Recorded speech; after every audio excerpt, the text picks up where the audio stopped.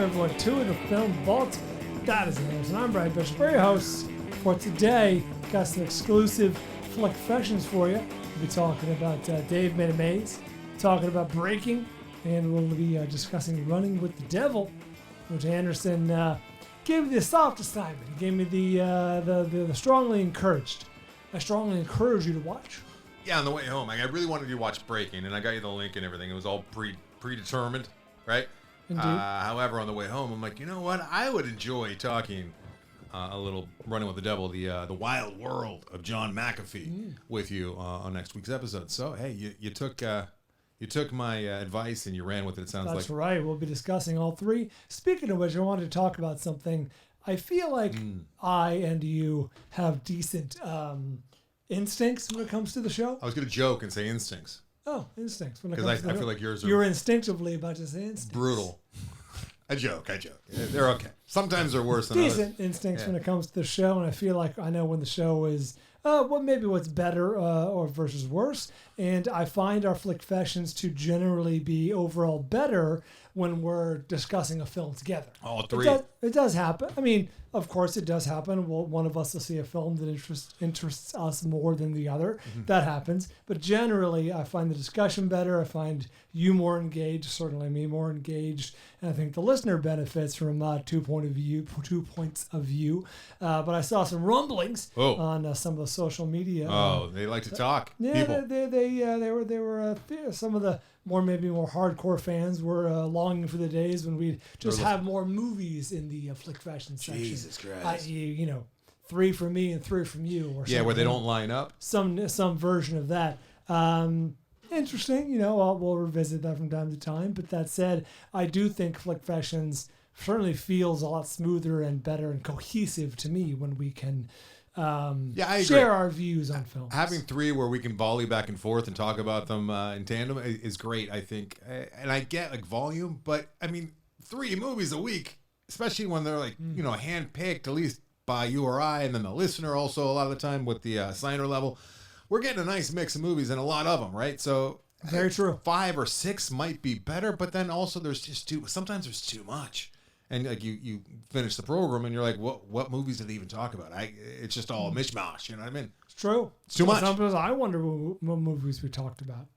People like to complain, huh? It's true. Wait, it's not like we're watching any less. It's just, especially with what is true is lately we have been, because so many people came on the assigner level all at the same time, so we have a glut of movies. We still have 7 or 8 that we'll be Let's paying do off. one big long flick fashion. No, we don't do that here, Brian. But and then when I assign you a movie, and then we get to choose one. So hey, all right.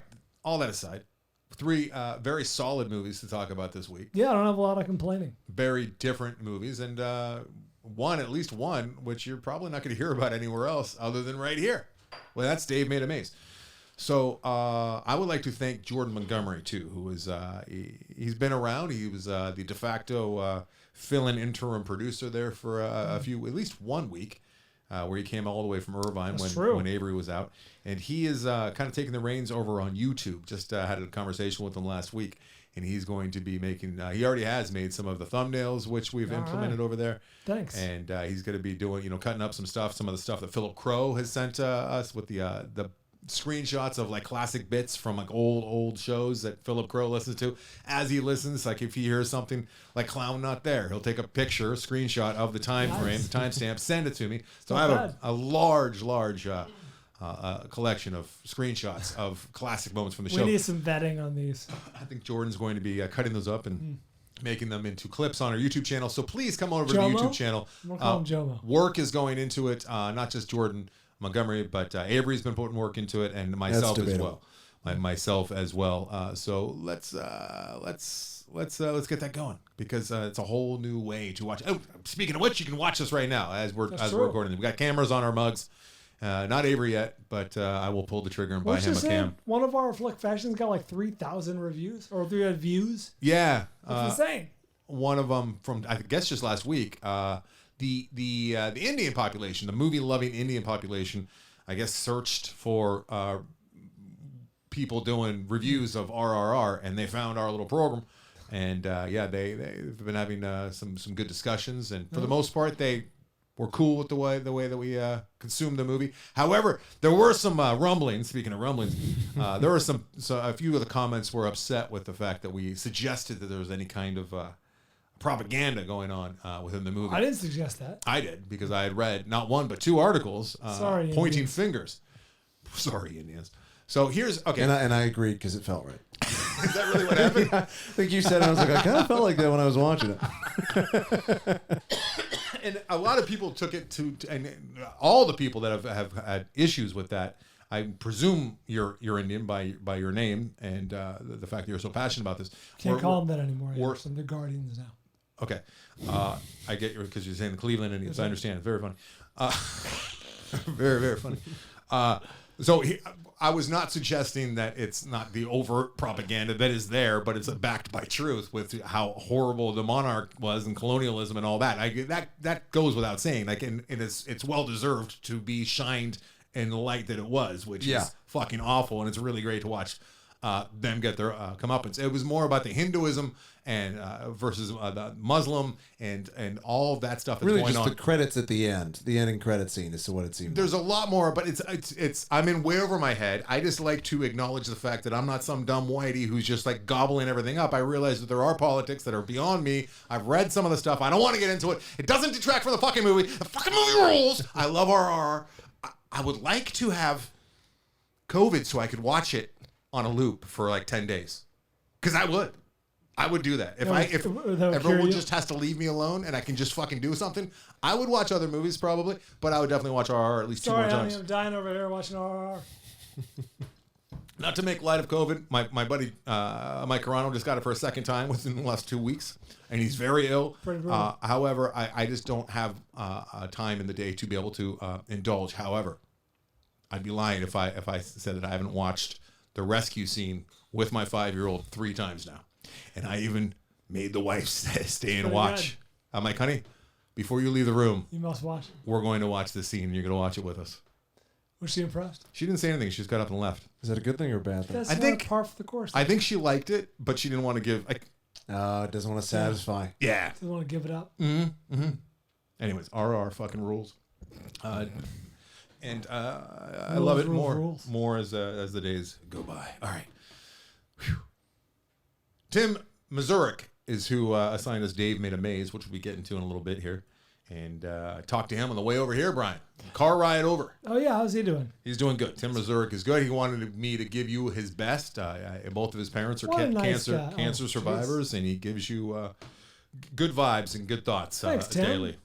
Back at you, buddy. Which Your cancels out parents my are bad doing- thoughts that I give. I know. I'm with you. I'll take it. And I'm on the fence. Badly, you know what? We're back at 0.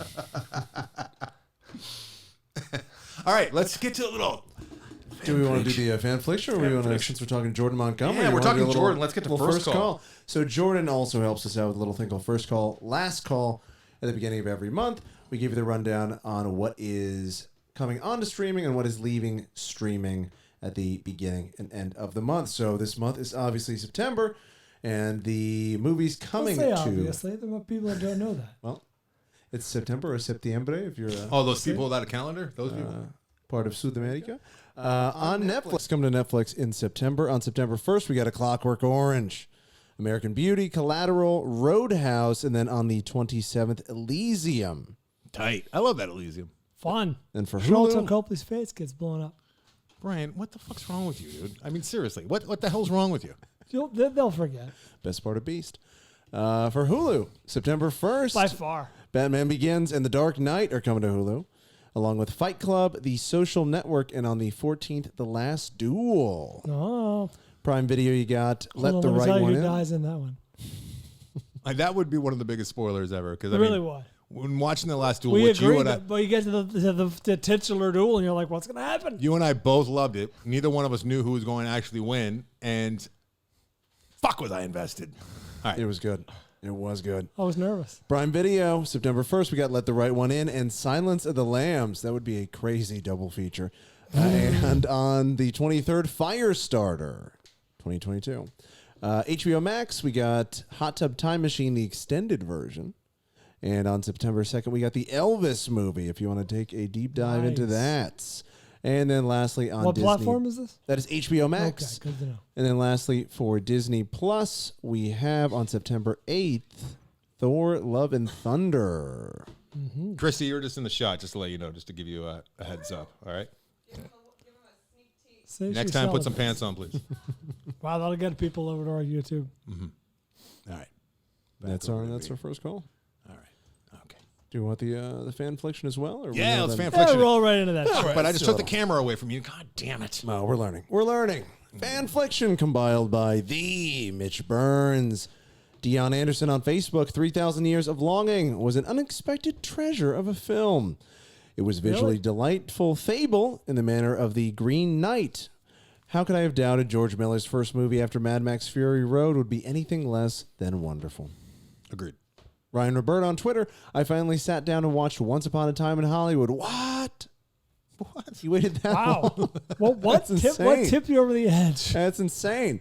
Because Anderson was going on about how great it was. Yes, three years ago. What's the matter with you? It took 3 years of you consistently bringing it back up. Possibly the most boring movie that Quentin Tarantino has ever made. What a waste of time. Wait, who said this? Ryan Roberta on Twitter. Ryan. There's no way. Are you fucking with everybody? Is he trolling? He's got to be trolling. I mean, my wife thought it was boring too, but I mean, that's my wife. Hey, maybe this is her, what does Brian say, nom de plume? Tarantino has made boring movies. This is not one of them. Yeah, it's called Death Proof. Indeed. It's called Jackie Brown. Nizp on Reddit. Great name. Nizp on Reddit. Jaws IMAX re-release. An excellent film, apparently. Spielberg tells his story so well with the camera. I saw an interview with him where he says, each shot lets you be the editor with your eyes. The visual storytelling is masterful. Roy Schneider, or Scheider? I'm guessing Schneider. It's Scheider. Scheider, weird. Yeah. I think he misspelled his own Brian. name. Is pretty great as I'm the just telling you what protagonist. the fucking guy's name is. Brody, who takes action with some reasonable unsteadiness, but Robert Shaw's Quint really builds up the legend of this with strong magnetism as a classic seaman. Like Duel, 1971 before it, Spielberg builds on a relatable fear, and this time he created the first modern blockbuster. Yes, we've all heard the tales.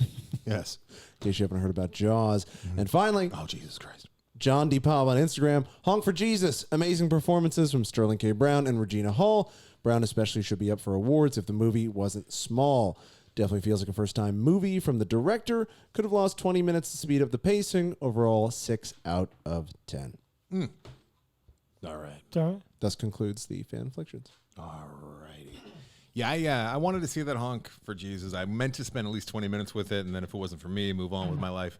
I didn't get the chance to do that. I am fearful that I'm going to Too many black people? detest this movie because of the mockumentary style in which it was shot, which is not my jam. I'm willing to give it a shot. I don't truck with that, Brian.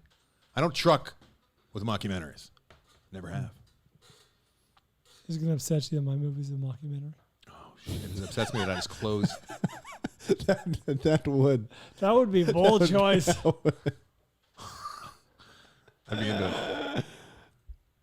How would that go? I mean, it is going to be kind of a mockumentary with you on In there. a sense, it will be, a de facto mockumentary. Because my problem with mockumentaries is they're so self-aware, and your involvement will make your movie very. But I'm so unself-aware. You're always playing it for the camera or the mic or the person in the room. I guess we're splitting hairs here is what he's going to say. Splitting hairs. We're saying two different things, but just I'm blissfully unaware. You might not be aware of how you come off to other people, but you're I'm always aware. I'm very charming. Oh, well, then this is self-aware and all. Gregarious. Mm-hmm. See, there we go. You're inaccurate with your assessments of yourself. No. You're self-aware in a good way, and you get it. You're in on the joke about you, which is good. If you weren't, What's the joke? it'd be sad and it'd be frustrating. There's a joke? There's a joke. I'd like to know what the joke is. Christy will tell you maybe later tonight. You can ask her. All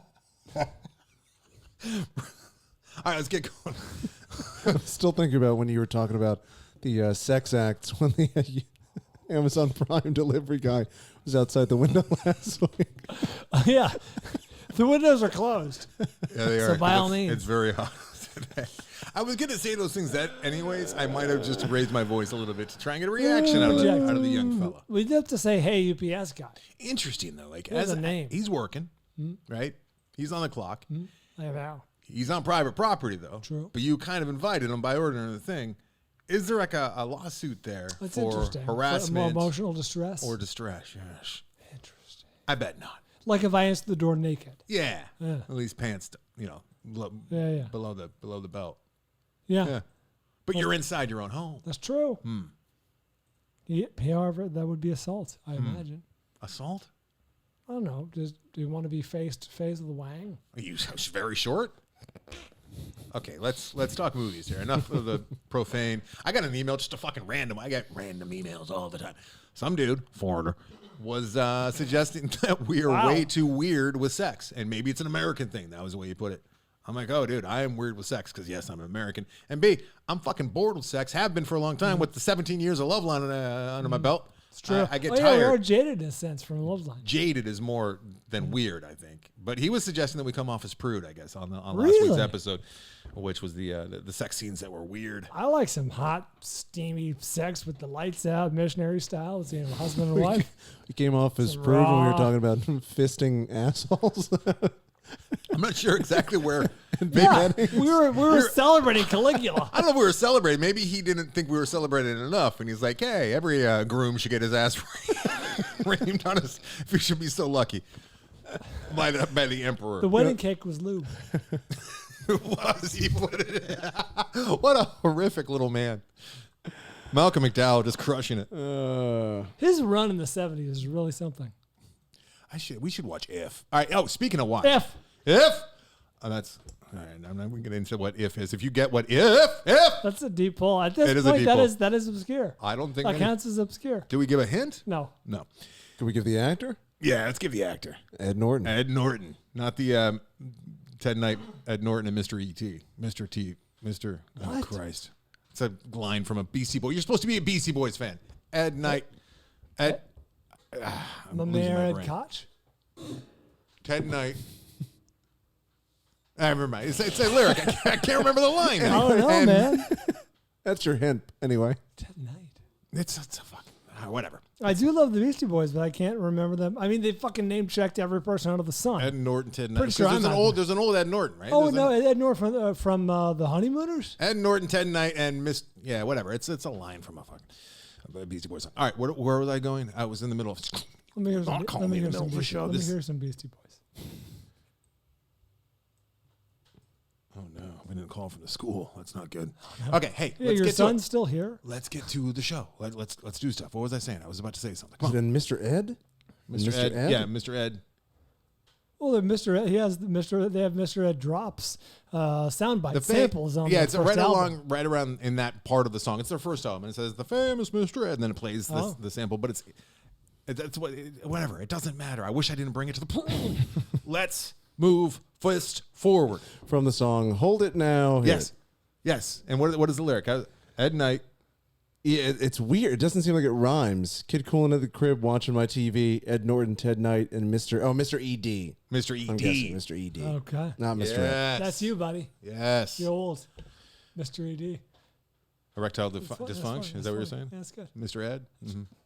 That's all you can do, Mr. Ed. That's harsh. 4 and 3 and 2 and 1. All right. And when I'm on the mic, the suckers run. You did Down start with the that same. rock I and know Mike I G and did. you ain't. And I got more rhymes than Picasso got paint. Oh, Jesus Christ. It's like Got turning rhymes left that are rough and and rhymes seeing, that are slick. seeing really bad things. Not like you're in danger, but just like a bunch of chicken guts or something that have been sitting in the sun. Not surprised you're on Mike D. Like, this is just It'll be- foul. Everything that's happening is foul. Let's go. Please. When I'm on the mic, the suckers run. Get that drop. Oh, there should be a listener. There must be a listener artist, us as the Beastie Boys. No. Circa like 86. Remember how good that documentary was last year? Yeah. Let's talk fucking movies. All right, I saw a movie, Brian. What'd you say? I saw a film. Chances are good that I saw the same one. You saw a film as well. I'll set you up here. Breaking. Originally called 892, which is a bit of a spoiler. So I'm glad they changed the name because that was a reveal. Was there a dollar sign in front of it? No. The original title, I mean? The original title, which came up originally, that's two originals in one sentence, which is a faux pas, when doing Sundance research, because that's when it was, I believe it was still called 892 when it screened at Sundance. Breaking. This is a 2022 film in theaters now. Directed by, I didn't put the, just doing this so I can have my notes all up to snuff. Yes, Abby Damaris Corbin, starring Daniel Boyega, Michael K. Williams. Daniel Boyega. He's got a brother. Cool. Oh, Was he shit. in this? Did I fuck I that up? guess. I think he was doing Daniel Kaluuya. I think that's what. No, was did I happening. combine those two? What a He's fucking racist asshole. He's conflating two actors. Is it John Boyega? It's John Boyega. Now you have to watch Honk if you. I know. No, fucking racist asshole. No. Nicole I'm gonna be Bahari, the Salinas Half of me is Leva, quitting the show. Connie Britton, and Jeffrey Donovan co-star in this film. 81% Rotten Tomatoes, one of the rare films, as observed on the Adam Carolla show, that has the same score for audience and critics. So this is landing with everyone, at least to a certain degree, 81% or thereabouts. And yes, like I mentioned, this is in theaters now. Breaking. Definitely exceeded my expectations. I remember seeing the trailer and being like, pretty standard boilerplate bank robbery movie, and ended up being a pleasant surprise for me anyway. Yeah, it does look very, very standard, as you say. But what it really is a very well-constructed reenactment of this thing that happened back in 2017. As they let you know, a real story.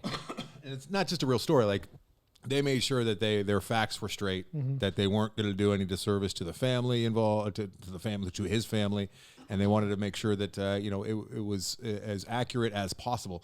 And what you get is this is a performance movie for me. Like, I like the performances more, especially from John Boyega, more than the actual movie itself. I didn't know. I knew he's a great actor. I didn't know that he had this speed in him, which is nice to know that that's there as well. I mean, he's not going anywhere. No, this guy. He was really, really good in this, as was Michael K. Williams. Michael K. Williams. This is his last movie as well, sadly. Oh, look at those beautiful huskies. Sorry, I love huskies. Those are beautiful dogs. So, They must be dying on a day like today. it's hot. I would recommend this movie tentatively because it's not like an easy watch. It's not a fun watch. It's not grueling, but it's It doesn't pop like Inside Man, for example. not a whole lot of style. So what it is it's John Boyega's character, based on a true life story, goes into a Wells Fargo in the summer. Do you have the actual guy's name who's playing? I'm sorry, I forget. don't. It's a hyphenated I will three name. look it up. And he goes in and he says, "Hey, I got a bomb. Everyone out. I got a bomb." He keeps They're two in tellers. Atlanta Brian area. Brown Easley. Brian Brown Easley. And just the side-by-side pictures that I saw in my research and reading about this movie are like, he's got his facial, John Boyega's got his facial expressions down, because they have a bunch of surveillance video, as you'd imagine, from the actual It's true. event when it took place. So Easley goes in and he says he has a knapsack with C4 in it, and he's going to blow everybody up if he doesn't get his demands met. He wants to talk to the news. He wants to talk to a negotiator. He wants to make his demands heard. And he keeps two tellers. He says, everybody else, get out. And the story goes from there, and we spend the rest of the time in the bank when we're not going outside the bank to see Michael K. Williams try to get a hold of him on the phone, and then some other questionable officers. No, not actors. No, like bad actors, like people who are up to, Oh, you're talking shady. like a political sense. Yeah. Well, no, it's just people who are bad motivation. Yeah, but you can't say bad actors when talking about a movie. That's true. It has a different... You are right. I can realize now. A little misleading. That could be confusing. And To an idiot. ultimately, yes, I'm very stupid, and it's hard for me to understand things. Ultimately, what you get is a very accurate and well-performed reenactment of this tragic event. And I can't really I can't really get into my thoughts on it without giving away, what happens ultimately. Yeah, it really unfolds in sort of a revealing way. But he, like you alluded to, the guy comes into the bank. He's down before he even goes into the bank. He's down in his locker room. He's talking to his daughter, and he's like, "Baby, I only got so many phone credits left," and the phone's running to cut him off. And you get the idea pretty quick that things aren't going well. Yeah, and he's a vet. He's a war vet, and he's got PTSD. He's also got mental illness going on, and he had schizophrenia, and that is exhibited in the movie. You see that he's having this problem, and then there's snipers involved, and it's a question of like, does this outcome have to be what it is in the movie? And when you read about it, I don't even know if they actually. I mean, how do we talk about this movie without talking about the whole? Yeah. So the whole point of his actions, which is interesting, is that he wanted the world to know, and this isn't the first time this has happened. That, you know, people do this sometimes where they Wanted to find a draw breaking attention. point. The VA withheld his money for he was living off of the VA's stipend that he would get once a month, and they withheld it, and they said it was because of a school credit issue, and he still owed the school money, so they didn't give him his money that he lived on that he needed. He was supposed to be getting a dog for his kid. The victim of the system. Do they didn't even get him the dog part, right? In the I story. do think that does sound familiar, but it might have been. She was talking about how she wanted a dog. Yeah, she was but talking about. It was alluded to, but it wasn't. he was going to get her a dog with his next paycheck, I guess, and then he couldn't because the VA withheld it. She and kept that was asking about the dog. his breaking point. So he says, "I'm going to do this. Hold a couple of these people hostage, and get the news involved so they can see how I'm being done by the system. This isn't fucking right." And ultimately, here we are 5 years later, and his movie has, it's in theaters, and we're talking about it right here. So his message got out about how he was done wrong. And I would like to think that Boyega will be up for an award. If there's any justice, he was really great. I mean, it was wrong one. It was a showcase performance. I feel like you're editorializing over there. It was a showcase performance. The guy, the movie lives and dies on his performance. Mm-hmm. Yeah, agreed. And it lives for me. So ultimately, I'll simply just allude to it. I found the ending unsatisfying, but I think that was the point. I'm not complaining. I'm simply pointing out that it left me feeling a certain way. I think that was the intention of filmmakers. Was there any shades of Dog Day Afternoon, that kind of thing? No, there's really very little style in this movie. Okay. And I don't say that as pejorative. In the sense that they're holding up a bank. There's really no pizzazz in this movie. It's really and he's all not fired up like that. It's more of like a reserved. He gets kinda. a little, but couple he's of much more. moments, Like but- it shows how it's a really interesting character study because it shows how he's frazzled and very upset at times, and then he's very, very respectful and calls everyone ma'am and sir, and he's quick to let the innocent people out. He's actually answering the phone and saying sorry, there's an emergency. Taking notes. There's an emergency going on right now. That all actually happened. That happened in the real life event. Like they made sure they did their homework. They made sure that they actually let the things that happen in real life unfold in the movie, which is interesting. Yeah, he was like taking notes. He's like, okay, she's not here right now. There's an emergency going on. The bank's being held up, but I'll take your name. Take this lady's name and phone number down. But we can't really talk about because the final act. Do you know like how this ends? How this concludes? I can imagine based on how it's been discussed. He gets a splinter in his big toe. Yeah. And it hurts him a lot, and he cries a little bit. It's still in him to this day. The biggest injustice in the whole thing, beyond the VA not giving him his money, is he was ultimately ended by a sniper who was told not to fire, who just couldn't help him fuck himself. He could not help himself. You can't talk about that. It's. I understand that it actually happened, but if I said that, you'd fucking destroy it. I mean, I'm dancing around it. I'm asking, but like Avery just kind of said that he knows how it happened. I mean, I feel like how would you not at this point? Yeah, I mean, what are they making a movie about a guy getting a splinter? I would imagine he would have been at the premiere if that was the case. Yeah, you think that he would be quoted and whatnot. Well, there wouldn't be a movie about it. Let's be honest, right? If this ended peacefully, there's no fucking movie. Yeah. But the sniper just, even though three of his commanding officers said, no, do not take a shot, he still just could not help himself. A grand jury found him to be cool. Oh, really? And that's the thing that's now. When he's got mental illness, when he's suggesting that he has a bomb, I could see how the sniper might be like, I'm going to be the hero and I'm going to make sure that he doesn't blow anybody up. But still. We are privy to information that obviously they're not being, part of the story. I just can't imagine like having three bosses tell me not to do something, which involves taking Anderson. another one's life. Anderson, that's literally the story of your life for 20 years. I will not. All right, fair enough. But me doing things on Loveline that I was told by my bosses not to do didn't involve killing someone. It wasn't like I'm like, oh, I got to kill so badly that I'm just going to ignore my bosses. You know what I mean? Yes. You're a I'll stop lesbian. short of murdering. That's it. You're a lesbian. Hey, made for fun stories all these years later, right?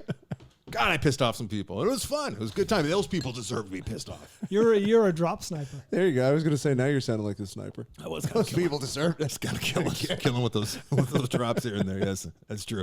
Oh, I remember just my hand was shaking. I'm like, I know. Dude, the one time, fucking Stryker came running into the room. And he didn't He know was how to so press the pissed. machine. He didn't know what to do. He didn't know which machine that I was upsetting. What was her name? Who was that? Lindsay Lohan. I was upsetting Lindsay Lohan by having Drew call her a lesbian repeatedly. It was so much fun. And he got so pissed when the interview was over. he ran into the room and he didn't know what to do. He just hit my keyboard, which had nothing to do with my drops. And like he was furious. Like his face was red. So mad. Like her hair. Oh, I love pissing people off. It was so much fun. The grand jury found you innocent. There was no grand jury. That was the thing. I just came into work the next night laughing about my misdeeds. Carry on. It was almost like people didn't know how to get me fired. It was like they didn't know the steps that were necessary. Yeah. Like canceling your cable, it just seems like too much of a hassle. I don't want to deal with that. I'm just going to cancel the credit card.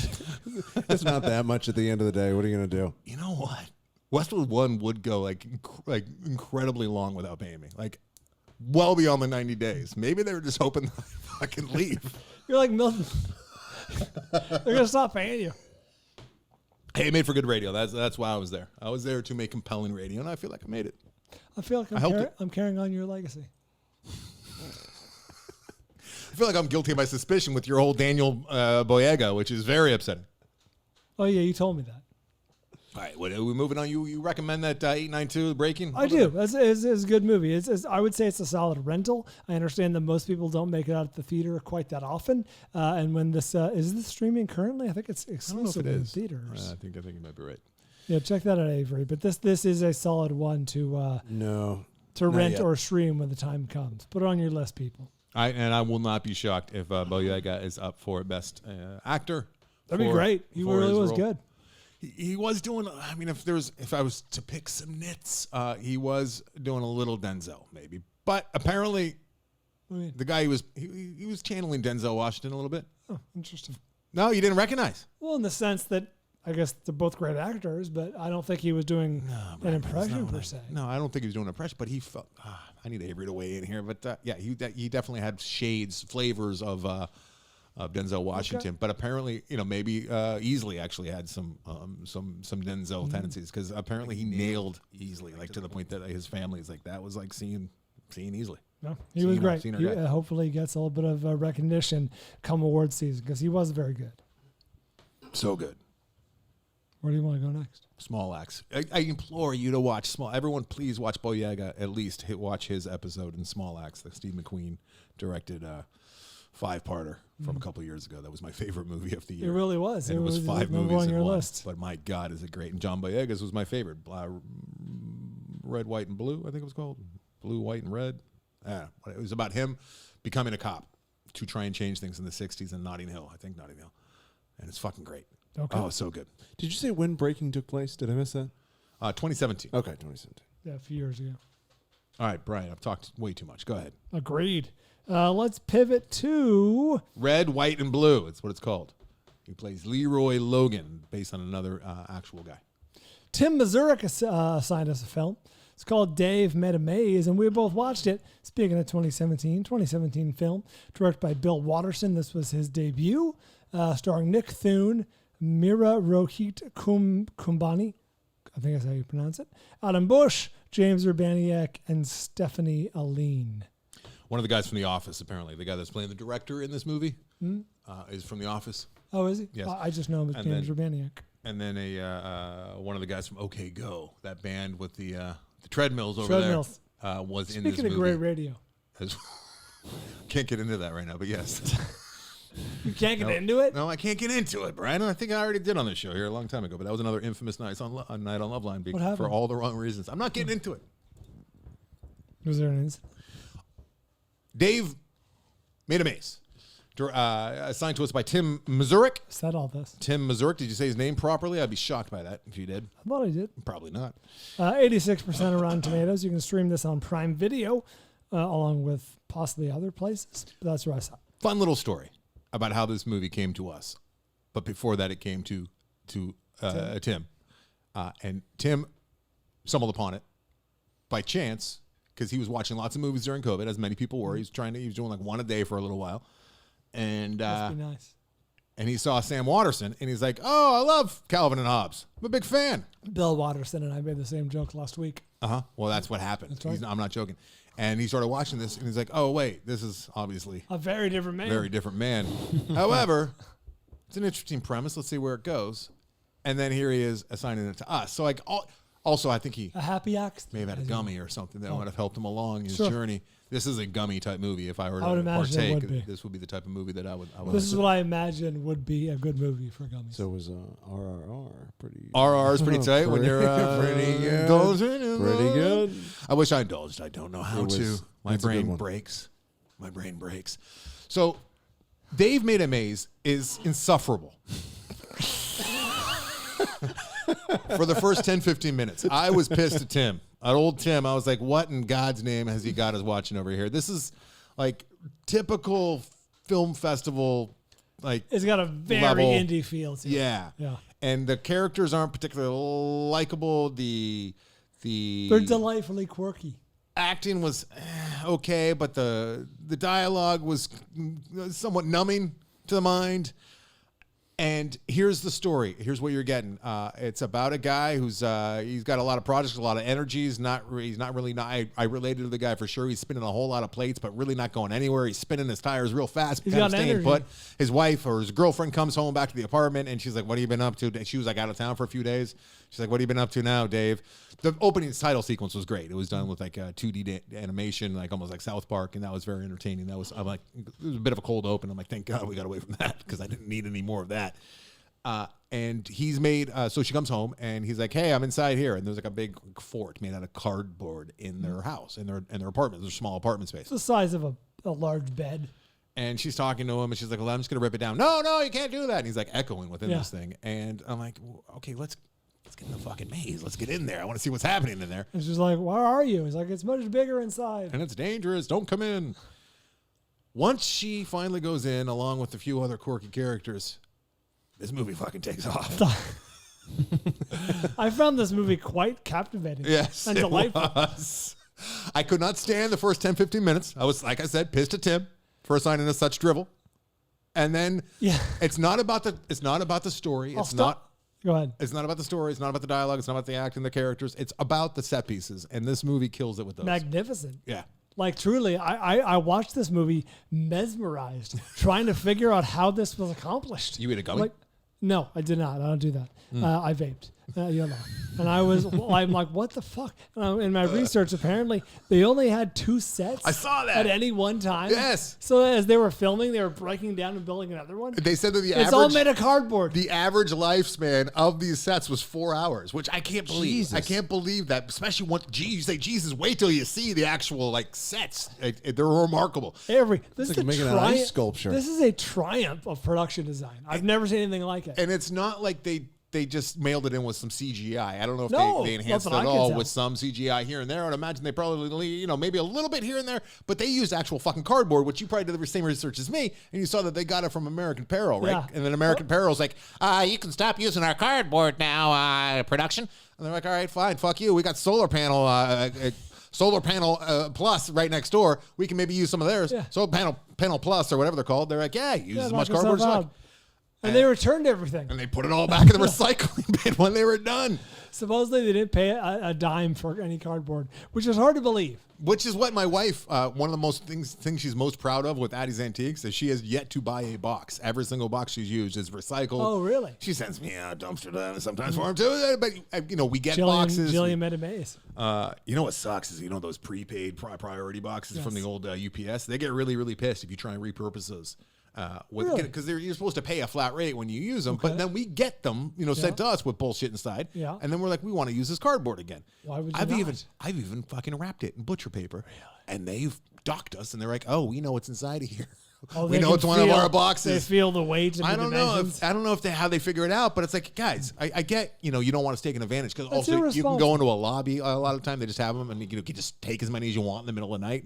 They want to have people not do that, but at the same time, people are trying to recycle here. UPS, Yeah, USPS. seriously, this feels irresponsible. It's United States Postal Service. It's not the USPS. UPS. It's very confusing. Anyways, Dave Minimaze.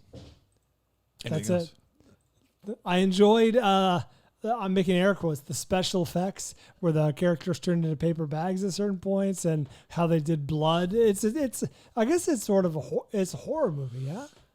I mean, it's got horror elements, but it follows the tropes. There are some stuff where, like, if Atticus was in the room, my 5-year-old, I would be like, "Hey, bud, you probably should not be in here for what's her name as she's speaking as part of the labyrinth, as it were." Yeah. Have you seen Labyrinth? The Tom Cruise film? No, that's That's Legend. Legend. Labyrinth is the David The Bowie, David Bowie film. movie? Yeah. I feel like this was paying homage to but I'm not familiar with Labyrinth. I have not seen Labyrinth all the way through, so I can't pick up on any kind of ode that they were doing inspired this movie. Dave Made a Maze, but like Brian said, it's really quite a feat. It's a spectacle. Imagine the amount of paper, cardboard cuts that they got, Oh, constructing these things. You gotta wear gloves. I Yeah. enjoyed this movie. Yeah, so we kind of set it up, and then we also do that thing where it's bookended with some interviews that the guy who made the maze in the movie, like the character, he's talking to this filmmaker about how people did die because of the maze. So piques your interest, like, okay, how the fuck are people going to die with this little box in the living room? And that's what also was assigned to me, so I had to continue. I was telling Tim that if I just stumbled across this movie, push play, I don't make it past the 10-minute mark. I tap out. It's like a quirky cube. It is like that, yes. A little bit. Cube definitely comes to mind because it's one set piece after another, and they're going into these different places. But yeah, give it a shot. It's like a streaming everywhere, and Oh, is it? and it's if you appreciate set design and artistry and it's creativity fun. and It's, clever. And it's jaunty. The movie's 80 minutes long. Yes. What? Yes. The movie is 80 minutes. Yes. Yes, it is. It's short. That was another thing Tim said. He's like, I just want to, if you didn't like it, at least you won't be pissed. At least it's not 3 hours and 40 minutes about the fucking Seattle Mariners. And I said, hey. That's true. I could have fit 3 of these inside there. I have watched the Dorktown follow-up, though, the 42-minute movie about the plane that crashed into the stadium. Oh, really? In Indianapolis. What do you think? Baltimore. It's pretty good. All right. Let's take a break, guys.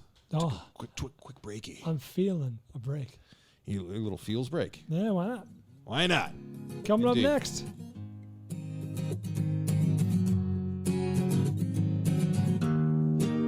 Time to talk about I'm just going to call him my favorite.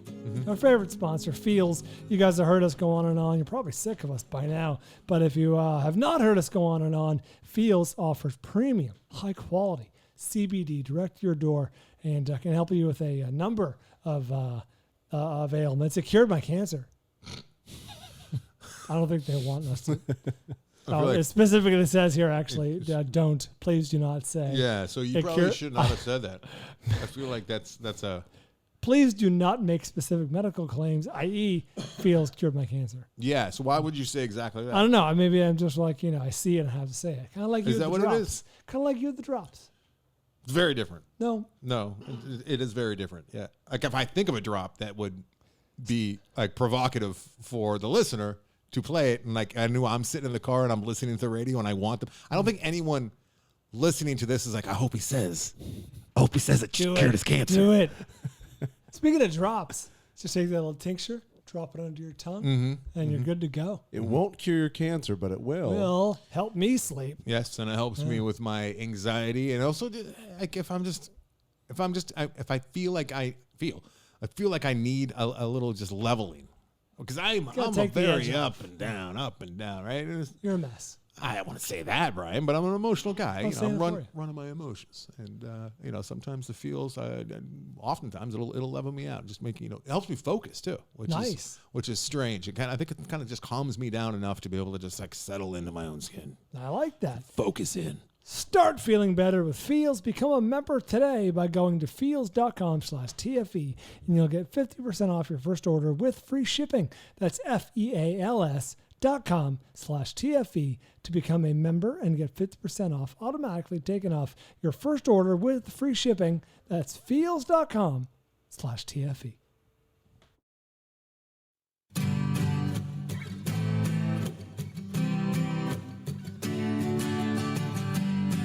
Do you think Feels put that in their ad copy because of me? You're not self-aware. That's an oddly specific cancer warning. Specific. As in, how many? Brian, what? For those of all the things they Feels prevents COVID. Are you kidding me right now? I think they might think because of me. Are you fucking serious right now? I can't tell if you're joking.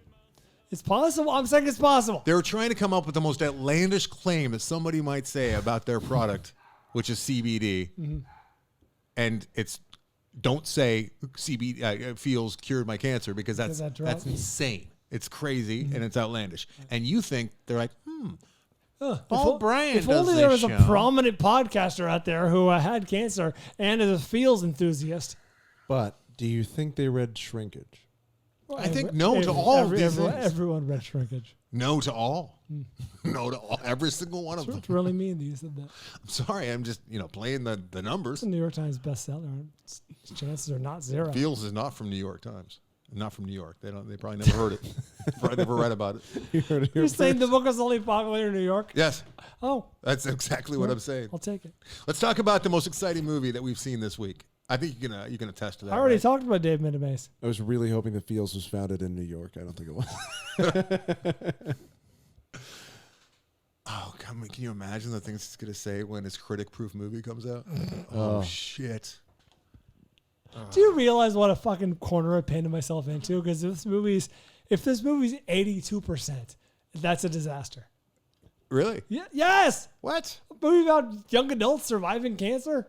We've talked about that, but no one will think of it as a disaster except for us in the know, which is like, this is a That's critic-proof worse. movie. That's worse. Well, we'll know. I know. I'll know. But yeah. And I will probably report. I was going to say, you'll say. I'm still gonna get I'm still getting the certified fresh tattoo. I feel like if you don't get 100, you're fucked, right? Yeah, absolutely. That's what I'm saying. Oh, I feel like you're going to... If it's 94, I'm like, I'm still waiting for my Rotten Tomatoes accreditation to come in. I have applied 9 times for one purpose and one purpose only. so groupers. No. Oh, Whatever the fuck your movie's going to be called. It's the entire purpose. Just to sandbag that I possible feel like 100. I might have to dispute that. I don't think you can. I'm a credited critic. Oh, it'll be so sweet. Okay, let's go. Let's talk about... They click on your profile. There's one review. Anderson Cowan, huh? Interesting. What is he like? What else? What other... He doesn't like Shrinkage. What else doesn't he like? Or like, Shrinkage is the only one. It's been 10 years. He must have died. Maybe he didn't take CBD to cure his cancer. Dumb fuck. They're even a sponsor. There's a guy sitting across from him for years just telling how it cured his cancer. John Boyega is going to be in Attack the Block 2, which is in pre-production. Fuck the 2, yes. That was when we first saw John Boyega. I always forget that. He was one of the kids in Attack the really? Block, Oh, I which is a didn't know that. great little movie. You ever see that Attack the Block? to see it. Yeah. Attack the Block's fun. Oh, Avery, you need to see. You need to go back to having a job where you can just fuck off all day. I know. You know what I mean? I know. We miss that job. It for you. wasn't the best. You gotta take a step back. Believe. Okay, let's get to it. We saw a film called Running with the Devil. What's the subtitle of this? Do you have it in front of you? Yes, The Wild World of John McAfee.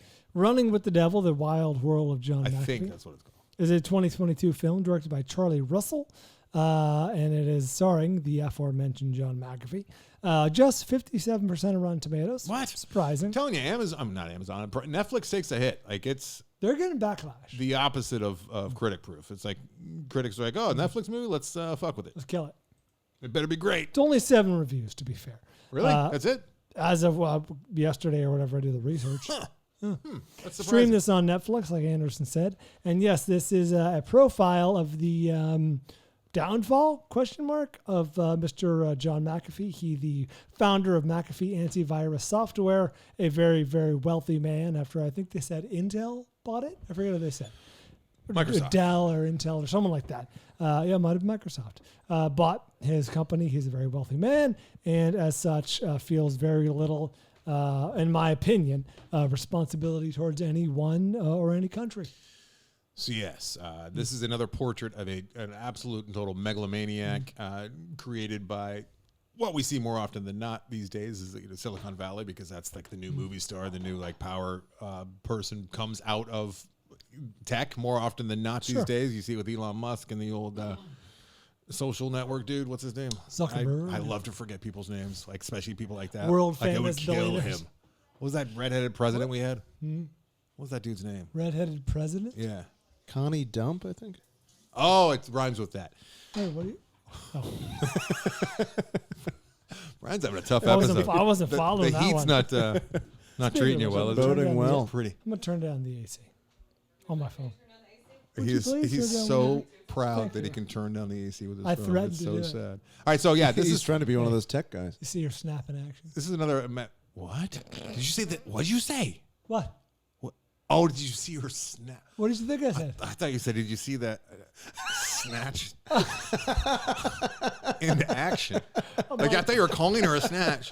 I was so offended I was for going to her. say, when I said, I'm like, that didn't deserve that reaction. But you're I like, thought it was something along the lines of, you see that snatch jump in action? Like, dude. wow, that is offensive. Very offended. Okay, I'm glad you didn't say that. No. Yeah, so he's a megalomaniac. He's a total narcissist, and everything is about him, which is exhausting and upsetting.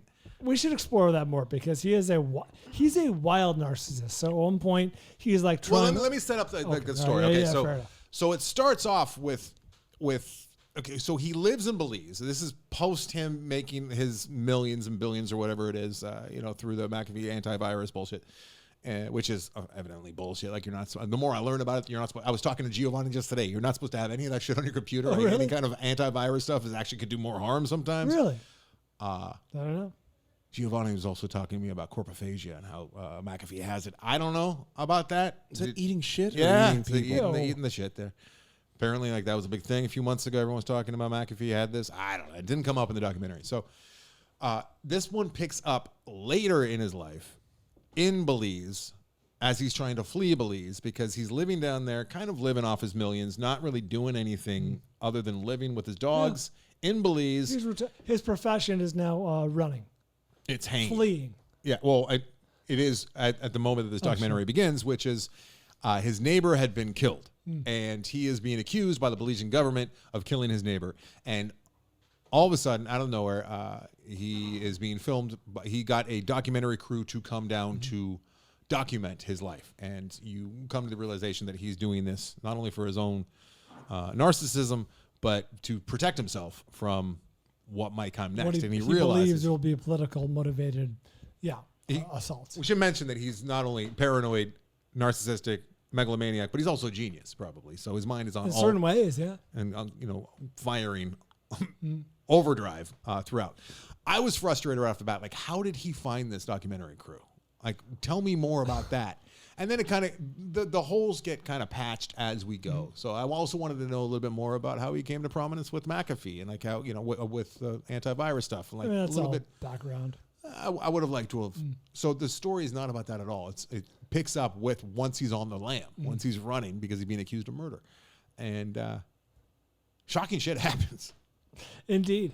And it's very entertaining and disturbing. He is a bizarre character study. Like, he is a weird, like you said, a weird, disturbed genius. Like, he clearly is, his mind is operating at a wavelength that is far faster and far above many people. And yet he is also the narcissist thing. So at one point, they get him, he goes into a shop in Belize or somewhere, Central America, and someone's like, aren't you look familiar? And he's like, yes, it's me, John McAfee. I'm in your shop, if you can believe it. And it's like, okay, That's when he was getting fitted for wigs for his disguise. Then he gets fitted for the wig, and it's like he's wearing these absurd Jennifer Aniston Friends era wigs, but with like dark dyed facial hair. And it's like, if this guy really didn't want to be recognized, he'd probably shave. I don't know. Probably shave the shoe polish Maybe he's got like mustache. a thin lip or something. Perhaps. And then My dad always had a mustache because he didn't like his thin upper lip. He would always tell me that. it culminates with John weak McAfee wearing a mask of himself. I mean, I don't know if that culminates with, but there is a scene where he's wearing a mask No, of himself, doing his hilarious comedy where he takes off the mask to reveal that it's him. It's like he would be exhausting to be around. Exhausting. This was exhausting. So they document the documentarians throughout this as well, which is interesting. You don't see that all the time, where they go back and talk to the guys that were covering him from the beginning and then throughout, talking about their experience and what it was like. Wasn't he a writer for like Forbes or something? It's Vice. It all kind of Vice, streams back to Vice. And I guess what happened, I think that he got in touch with Vice whenever the murder took place initially. I'm talking about McAfee.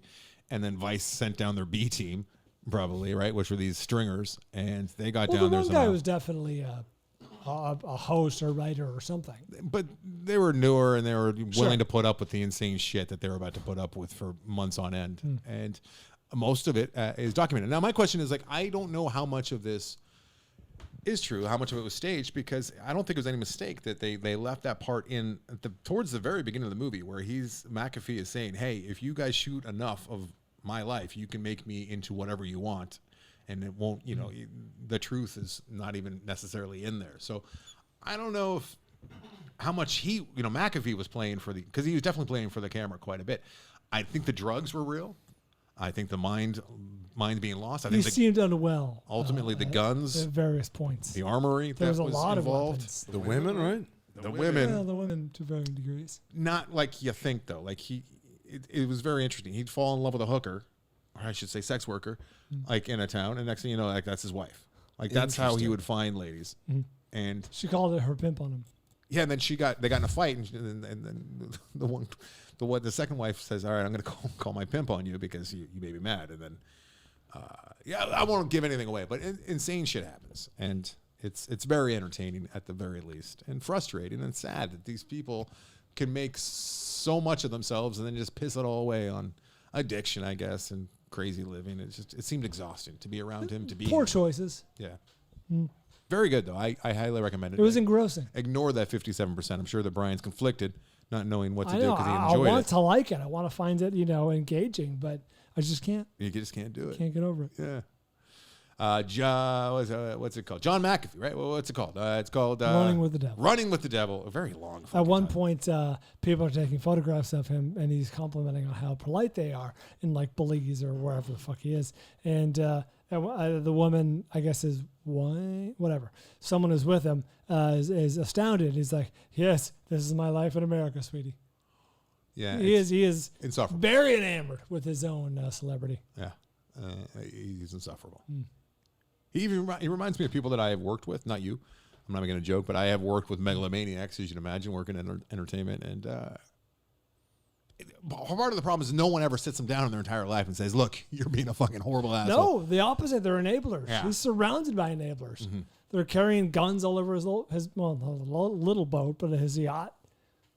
Yeah, it's a good watch. It's a really good watch. Yeah, it's Christian Bale must play this man. Because the role he was born to play. He looks like probably did they even reference the real Wolf of Wall Street in this movie at one point? Jordan Belfort. This movie's gonna get made, right? This is gonna be a movie. Yeah. It kind of bugs me. They're gonna make him like kind of cool probably in the movie. They should not. They should make him a piece of shit because he is. He's a piece of shit. Is there any question about the murder by the time the movie's over? Any question? I'd say no. I have strong feelings. So do I. However, there was dog murder, which I can't abide. I can't abide by that. So You're conflicted. Much like me with the Rotten Tomatoes score. Yes. I don't know what to believe. All right. Hey, that was good shit. That was okay. It was, yeah. Hey, can you look up the Rotten Tomatoes score currently? See if, I'll look it up. Three very different movies. Dave Made a Maze might be the most impressive as far as, what they created there out of scratch, right? From scratch. Breaking the best performances. By far. Tragic story, but fantastic performances. I'm glad that his message, that the whole point of him holding up the bank was to get the message out there. It's out.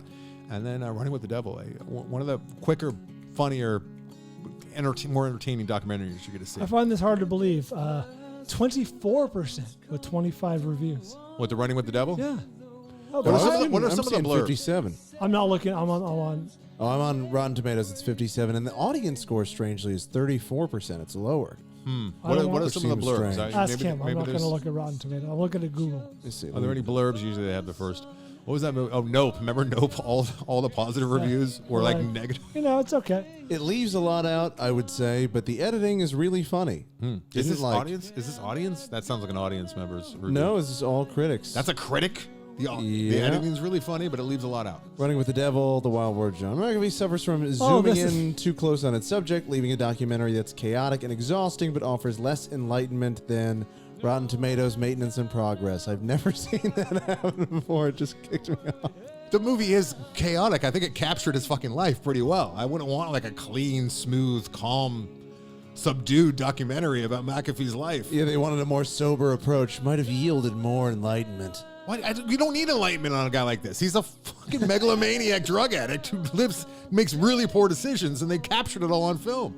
for years, like decades. Yes, Avery is correct. Apparently, I was wrong. There is a 2019 Nick Cage movie called Running with the Devil that has earned a 24%. Oh, that's what you were looking at. Yeah, that's what that was.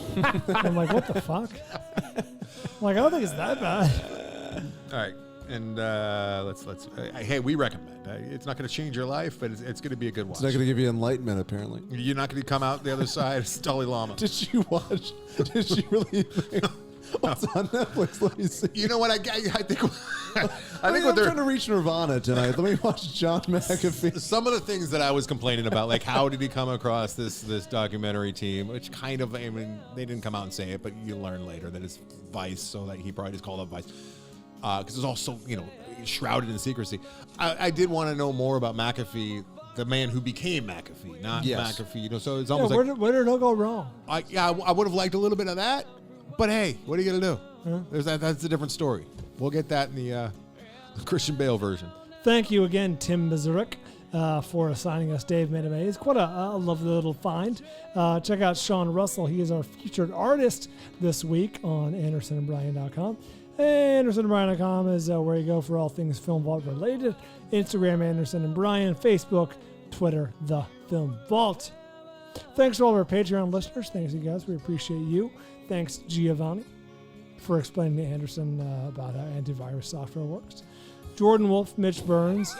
And I should say Jordan Montgomery, yes. For Montgomery's got to be added to the list because he is part of the Jomo. Week in, week out. You can now watch our little program on the old YouTubes over there. And, anytime Brian's, making a face or confused by something, which is often, you can click over. I wonder what the actual back and forth is. Pretty frequent. Yeah. Mike Cole, Mitch Burns, thank you guys too. Addie's Antiques is going strong. Recycling boxes, doing good for the world. Yeah, she's so proud. She's proud of a lot of things with the Addie's Antiques, but she's really proud of the fact. I almost broke down. I'm like, honey, I can go get some from the old DIY down the street. They're pretty reasonable. She's like, no, we're not there yet. Under no circumstances. You know what she has me do? She has me break them, create. She does most all the packing, which I did not see coming. I thought for sure I was going to be like packing boy over here, but she doesn't trust me with the glass, which works out for me. Pack meal. But what I do is I have to do that thing where it's like we have a giant box and I make it into a smaller box with the old cutting and the nice. I do that. I'm getting pretty good at that shit. Check that out. Invade the Decade is Avery's podcast. Any more gigs coming up? Yeah, I do actually. September 14th, 7:30 at Genghis Cohen. I'm going to be on a show. Nice. It's on Fairfax. Is that an Asian Jewish guy?